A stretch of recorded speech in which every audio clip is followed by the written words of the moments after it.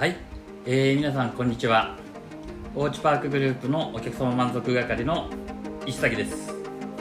今日はですね、前回所沢ベース、ボリューム1でですね、この貼ったレンガ、まだですね貼り切れてないところがあるので、それを貼っていくということと、多少インテリアもですね、いじっていこうかなというふうに思います。それではお楽しみください。はい、今回の施工はですね、ここのレンガの上のところとここの横ですね、一面にレンガをしていきたいなと。そしてですね、最終的に、時間が間に合うかどうかなんですけども、棚をつけてですね、ちょっとしたインテリア